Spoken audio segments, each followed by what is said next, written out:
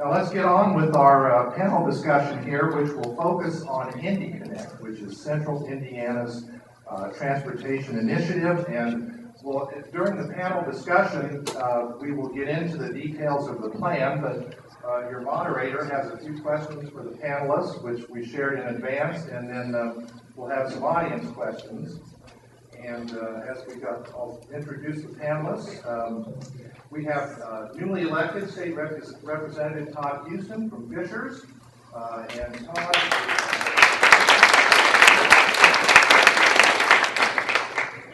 Todd has been appointed a member of the Education Committee in the House and also a prestigious slot on House Ways and Means. Any other committees for you? That's enough. Okay. And Representative Ed DeLaney of Indianapolis. He's been in office since 2008.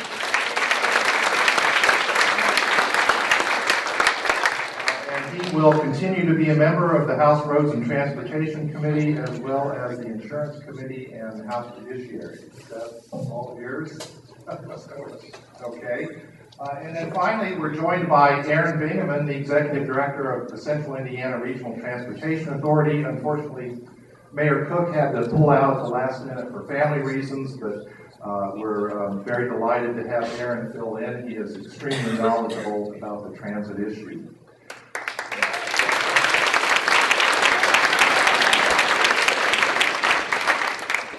So let's jump right into the questions here for our panel, and again we'll get into details about the Central Indiana Plan as the panel discussion goes forward. Let me pull up the map here so people can refer to that. But our first question is sort of along the theme of all politics is local, and that's what do you see as the benefits to the community, the Central Indiana community, more specific, the neighborhoods and district that the legislators represent, and the many local officials that Ehren works with. So let's start with Representative DeLaney. So the question is the benefits of the proposed transit system? Yes. Well, from my point of view, the first benefit is my constituents want it. And they need to say that over and over again, not just by re-electing me, thank you for that, but also by talking out to their representatives. My district, both my old and my new districts, are in Washington Township, and now I've slid over into Pike Township. I did have part of Carmel. There was no area where public transit was looked down upon. In every area, from the poorest areas I've represented to the wealthiest, people supported it and saw the need, but the word has not gotten to the politicians. So the first advantage is, in my view, as an elected official, is that my constituents want it. The second advantage, of course, is to provide access to work, which is very important.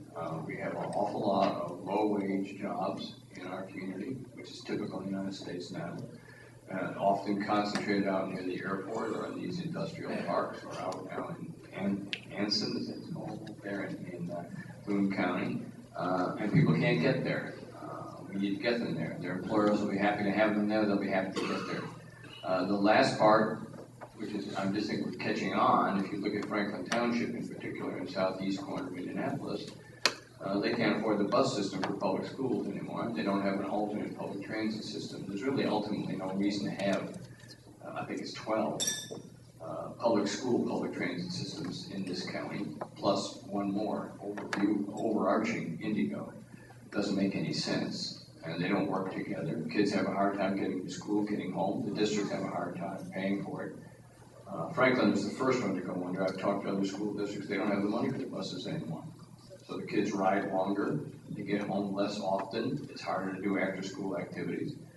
So we need to have a coherent system that addresses the school needs and the work needs. I think those are critical. The last and perhaps the most important point is that the people who want it most and who will use it most are the youngest. Yes, there are the elderly who use transit, but there's a growing number of young people who want to use public transit and need to use it.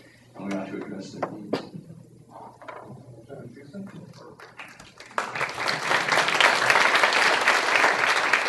First of all, thanks for having me here today. my dress is a little relaxed. My wife's away this week on a missions trip, so I'm playing single father. Started a basketball game and met with high school students. Going to go to volleyball after this, so no hard-soled shoes for me today. So I appreciate the opportunity to be here, and I just want to add as a new member of education for me, the kids do get home though, Ed, eventually. So for me, it's interesting because, as I went through the campaign and just to be honest with you, I mean, mass transit in Bishop, Indiana wasn't exactly the number one issue at heart. And matter of fact, there are days I wish that the light rail system didn't run through my district so that people wouldn't look at my support of mass transit as being just a parochial interest. For me, Ed mentioned there are two key reasons for me why I think mass transit is so important. One is just frankly economic development. You look across the vast majority of our counties are losing population. When a young person graduates from a high school in rural Indiana and goes to IU, Purdue, Ball State, Indiana State, and finishes their career, every study says the likelihood of them going back to that small town isn't going to happen. They're going to come to places like Indianapolis, suburban Indianapolis, and it's going to create a huge infrastructure problem. And I also will push back. You'll hear me say this a little bit. I think transit has been narrowly defined. I think it's a really good infrastructure issue. So it's a huge economic development issue for us, as Ed rightly mentioned. Young people and young entrepreneurs want to come to places where mass transit is available. The second issue with me is a little bit of a social justice issue, which is probably ironic coming from a Republican, right? But those people that most need the system, we provide a tremendous amount of government support to the most needy. But it's with tremendous irony and sadness that we would give all those things to people and then not allow them to have any form of mobility. And when we think about those people and how do we help them get jobs, how do we the first thing they need is the ability to get to a job consistently. And second of all, to be able to get the training they need, so to be able to get to a university or an academic institution that will give them the skills that they need to be successful. And right now, the single largest barrier is the transportation system to those families. So, those are the two things that motivate me and my support for this initiative. There's obviously a lot of details to be fleshed out that are significant details, but those are the two driving interests to my support. Okay, thank you.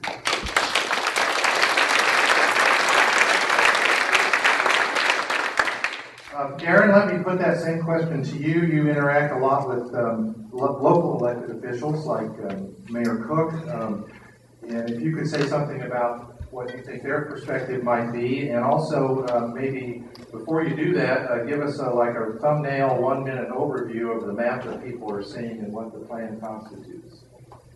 The plan constitutes more of everything, more frequency, more access to other parts of our region, more in terms of speed and pace, getting places logically, rapidly, creating choice and freedom of mobility with a variety of modes.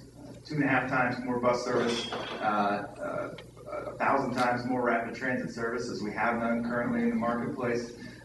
7 days a week, starting earlier in the morning, going later in the evening, coming by stops and stations more frequently. And I think that to answer the question more specifically about benefits, the Indy Connect vision recognizes all of the benefits that the legislators offered in Tim's opening remark. Is that Indy Connect recognizes how central Indiana has changed, how our land use policy has permitted a push out from the core urban areas to touch 6, 7, 8, 9, 10, depending on how you want to define it, county and regional area. And that now we've boxed ourselves into a situation where the limitation to live and succeed and be employed and experience education and quality health care and cultural amenities requires you to own a vehicle. The idea that we can recognize how we have grown and create mobility and access for everyone in the region is what we're trying to achieve to the best of our ability with Indy Connect. And so for those benefits of mobility and access to all of the things that matter to all of us. And then that other thing, creating opportunities for new investment and land use that intensifies around station areas and starts to preserve valuable land and ground that is currently being eroded for less productive uses, depending on your perspective. Those are all opportunities that lead to what makes IndyConnect valuable. And I think that the formation of a regional transportation authority more than 6-7 years ago recognized that there was leadership at a local government level, at county levels in central Indiana, to come to work together and figure out how do we invest in infrastructure, how do we promote the development of infrastructure that allows us to continue to experience growth and defining that as success, but build on who the core of the region is and providing access to all points on the compass. Thanks. Next question, and this is particularly for Representative Huston and Representative DeLaney. One of the keys to metropolitan areas really bolstering and turning their existing bus systems into robust regional transit systems is the ability to have more local revenue to help pay for that. So this plan envisions that the legislature would enable local governments to raise a local option income tax dedicated to paying for this system. Of course, talking about taxes is always a tricky subject. So are the benefits of this system overall worth asking the residents of Marion County, Hamilton County, and hopefully down the road all the surrounding counties worth this modest tax increase? Well, asking the citizens to vote for themselves a tax increase, which is what we're doing, is kind of an unusual proposition in today's world. The legislature is not being asked to increase either state or local taxes to support public transit, but instead is being asked to authorize local communities to raise their own taxes, 0.3% on income tax. Now, you can look around the state, we've done this experiment repeatedly. Lake County has adopted not a single one of the options that already exist. Out of 92 counties, one county has not chosen any of the economic development increases, any of the countywide, any of the local options, none. Okay. Other counties, this county has adopted pretty much every one. So the income tax range in this state now goes from low 3.4%, which is the state range, I believe it's about 6.2%. For the county, I think it's Jasper County, that has adopted the most local options. They had a jail problem, I think it accounts for why they're there. So the bottom line is we know how to ask local folks whether they want to adopt taxes, but typically we do it through the city councils or the county councils, not through referendum. So it's a big ask. It's an ask that I support, mainly because it's a process. And I think one of the problems we're going to have is, are we willing to trust the creation of a regional agency that will act responsibly and fairly? I'm willing to take that chance. I'm willing to ask the taxpayers to put that money in there to have them do it. Do I want to nail them down to a precise plan? No. And if we try to do that, I think it's all over. We can't do that. So we have to have a structure, as Representative Huston mentioned, critical. We have to have a structure that creates a sense of fairness and a sense of progress in this. But yes, I have no problem asking people now. One of the problems we have is that I hope we're in the waning days of Pope Darkness. That's what I call him. I am a papist, so I don't use that term too loosely. We got to get beyond whether he likes it and get down to whether we like it. And one of the toughest things to do is to convince people who have no interest, or they're not from the 10 counties or so of central Indiana, to get them to say that they're willing to have our people tax ourselves. That's a very tough question for some people. And I think we got to address that and see how we get them to be flexible. Representative Huston, if we could put you on the spot as a new member. Absolutely. It's interesting because the definition of courage is always a interesting thing. I'm not sure asking people to vote for a tax on themselves is some great act of courage, but it appears to be one to some. I have really no problem, allowing local officials and obviously the populace to decide on this issue themselves. I think, as Representative DeLaney said, the biggest question, from a legislative standpoint is this: how do you create that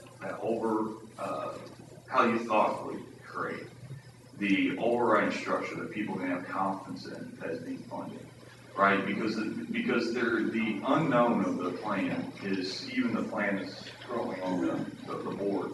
That is nothing more than what is believed to be today the best plan. But no one would stand here and say that is definitely the plan that people should envision for mass transit for Indianapolis. There's a lot of work, a lot of studies that need to be done. That infrastructure, the overlying body that will be funded will have to make key decisions. Where these things often in other communities have become boondoggles has largely been in the type of structure that you fund and the people that are engaged in overseeing it and running it. So I think a bigger question for the legislature, this is my humble opinion as a freshman legislator, I'm sure many people will be happy to tell me I'm wrong, is not in the sense of allowing people the opportunity to decide if they think it's beneficial to them or not, but largely the legislature thinking thoughtfully about how you make sure the structure can support it and allow it to function both efficiently and systemically systemically viable for the long term. I mean, there's lessons to be learned from other communities. We should learn from those lessons, and yet it's also a little bit more challenging, as Representative DeLaney said, because you're talking about multiple counties, and so what is fair to one county in one county's mind is not necessarily fair in the other. So that, to me, where will I be spending my time on that issue? Will be on that. Will not be as I'm a little bit against the idea that Indianapolis should be central planners for the rest of the state, because I don't presuppose I'm smart enough to be involved in that discussion. But I do think we can be thoughtful about what the organization looks like and how it's sustainable long term.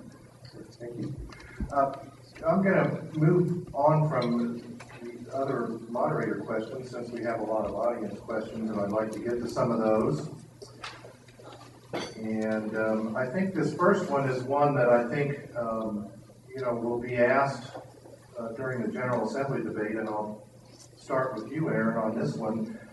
What's in it for rural Republican legislators to approve the tax measure for Central Indiana's transportation plan?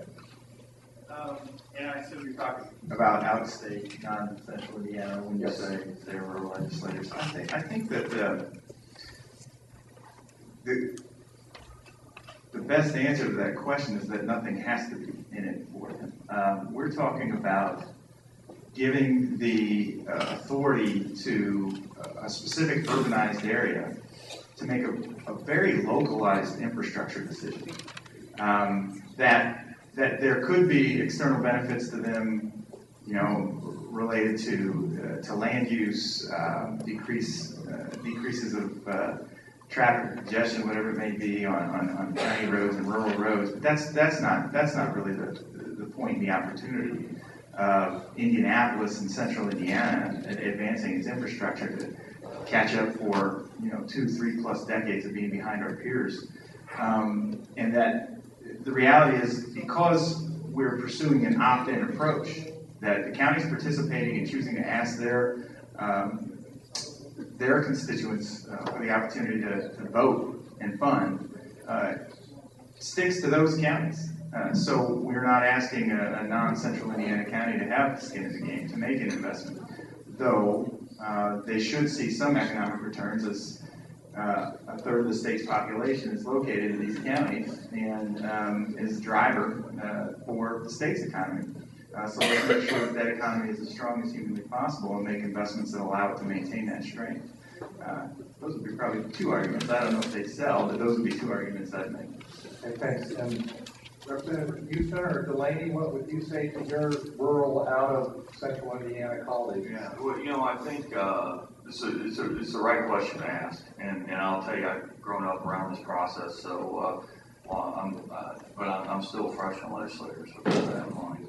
But I think that there's some, maybe I'm naive, but we all are the beneficiaries as this entity called Citizens of the State of Indiana by economic growth no matter where it happens. And you know, what I will tell my peers is just that, right? I mean, you know, the stronger Central Indiana is, the better off the entire state is. This isn't exactly the law of diminishing returns. So what we'll have to explain to them is while it's localized in the aspect of who will be taxed and who will see the benefits, the benefits the transportation benefits, the benefits for what it can mean to economic development will be shared by everyone in Indiana, both the urban, suburban, and rural legislature. So that will be my attempt at it, and we'll see how successful I am. Yeah, I think that's why I said in my earlier comments, I mean, one of the most frustrating things to me is when I hear people say, well, you know, I can't support this because it doesn't impact my district. Well, you know, and that's being said, frankly, by people in Marion County and Hamilton County who are in aspects of the county in which they don't see an immediate benefit of the existing plan that's been put up on the board. And I would just say that, you know, if we just did what is in the best benefit of our district, it would be some great tragedy to be the best interest of our state and the best interest of our country. I note that I think there's no book in the world that's been over praised, and I think it's, frankly, I'm going to offend probably a lot of people in the aspect of what I think it's a pretty simplistic thing, but I think, you know, when Friedman wrote The World is Flat, it at least made us think about the fact that one decision impacting one entity does not, it holds an impact in another. And that concept absolutely rings true in this, and it rings true in a lot of the different issues we face.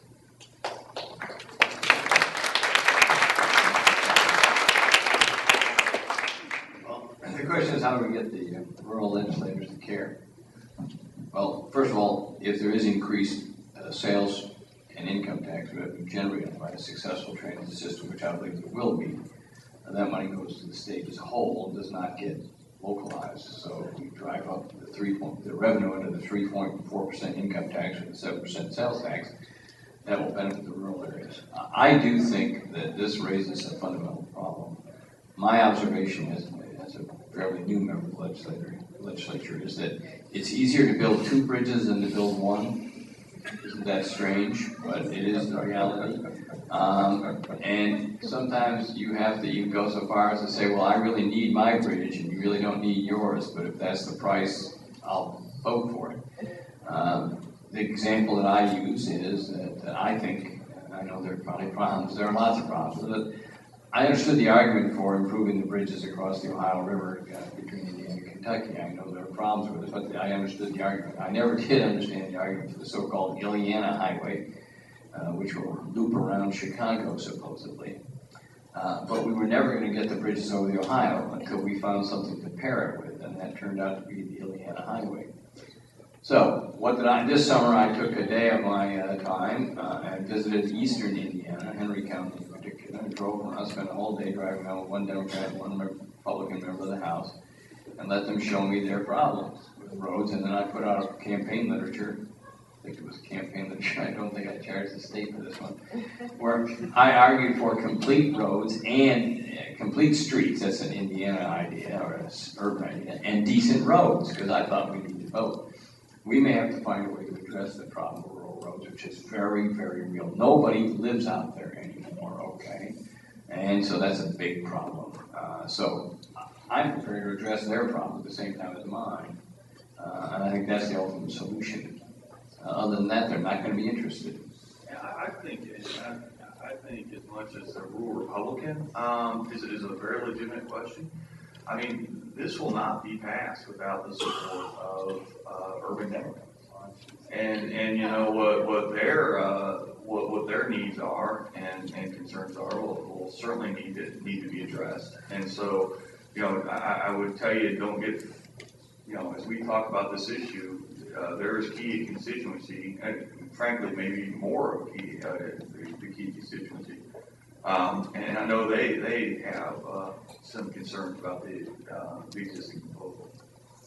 You know, I do want to, one other thing that might or should convince a rural Republicans to hear from their constituents that they care about this issue, or at least don't mind other people having the opportunity to vote on their local transportation decision.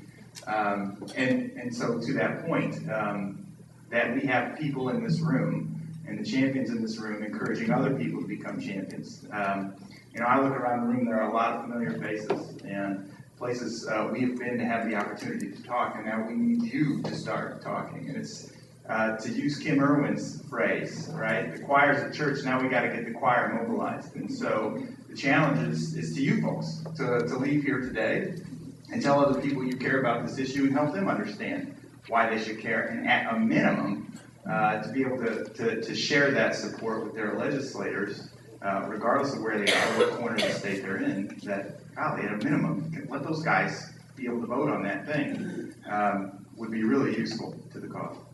Thanks. We're getting close to being out of time, but I'd like to do two more questions if we could. Representative DeLaney brought up the topic of roads, so let's have a question on roads and transit and funding for both. This next question, if the legislature stops funding for the new terrain I-69 at the completion of Section 3, can't the $1.6 billion freed up from this move benefit public transit systems throughout the state? And would you support this move? That's a savings. That's not cash sitting in the account. As I understand it, we don't have the $1.6 billion to finish I-69. So I don't know that there's any decision to stop it. So I don't think there's any way to make it go. So forget all the philosophical issues, and the environmental issues, and the attitudes, and the horrible problem of how you could link it to this to 465, and what that would cost. There's just no money for it. So the bigger problem is there's no money. Don't get happy about what's not going to happen. The other stuff that's not going to happen is that all the roads and streets that are in terrible shape are going to be in worse shape. I've seen the statistics of how many dangerous bridges we have. We have a modest number of dangerous bridges. We have a large number of bridges that are fading, shall we say, rather than maybe in danger. And we don't have the money to do it. The feds are less likely to give us money for two reasons. First, they don't have money. And second of all, the gas tax is out of date, doesn't fit the current economic environment. And so we have a big problem, a very big problem. So I want to work on that. I do want to devote some of the money to transit, but you have to make the argument, which is very hard in terms, and you see these statistics, you have to make the argument that you benefit roads by doing transit, and you need to say that over and over and over, because to the extent we take bodies and cars or trucks off roads, we increase their longevity, and we basically make them more useful for those people who do use them.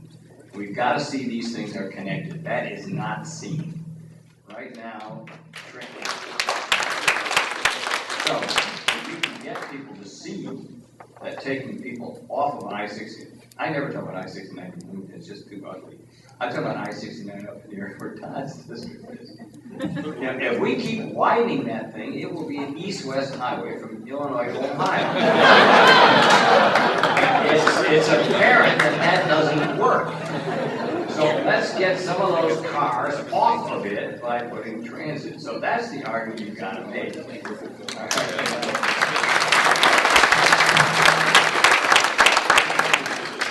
mean, this is in the short term, it's an I-69 problem.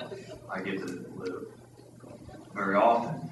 In the long term, is you can say any point in the bottleneck of congestion, right? Whether it's the I-465 to the I-65 exchange, which is no fun in the morning or late afternoon. And I'm not sure, I'm a conservative Republican, so I mean, I'll put my cards on the table. And so I'm not sure I think this is an either-or proposition, right? I think, it's an infrastructure proposition, and transit being a key portion of it, just to address everything Representative DeLaney said.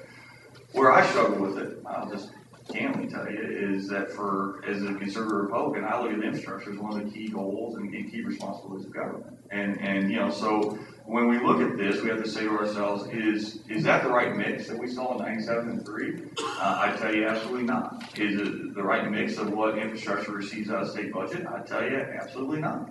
And so that's where I look at kind of my core philosophy is government has limited roles. This is a key one, and if you're going to do it, if you have that role and it's a key one, you better do it right. You better get it right. And I'll just use this term because I've used it in the past, and my real friends hate it. But when you look at our infrastructure investments, we largely invest in the past and not in the future. We invest where people were, not where they're going. And that is a tremendous problem, and I will be reminded of that statement, I'm sure, by 148 other guys within the General Assembly, maybe one more, so we'll say 149. But I mean, that is is one of the key stumbling blocks of this whole discussion. Okay, well, thank you. We need to wrap up. If you two could just provide 30 seconds each on what you think that people in our audience, members of the public, can most effectively communicate their views to you, and what kind of communication needs the best.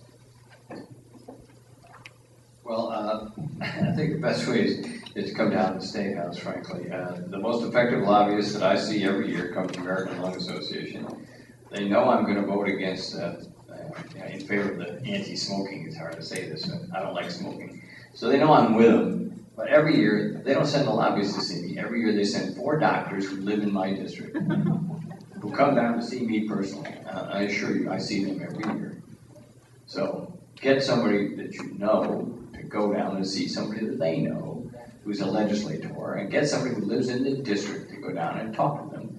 And that will make the most difference. Secondly, this is my soapbox for 30 seconds on this one.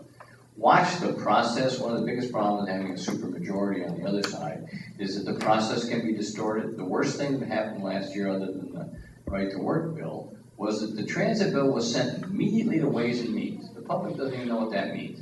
What that means is the Transportation Committee never heard the bill. The people who are supposed to have the knowledge and expertise, we never heard the bill. It was sent to Ways and Means in order to kill it. You need to tell the legislature, do your job, hear your bills in the committees where they should be heard, have a discussion about them, and don't stick everything into the budget. Poor Todd's going to have enough work to do on Ways and Means without having bills that have not been cleared through the legislature tucked in at midnight on the last day because somebody's got the power to get that done. Thanks.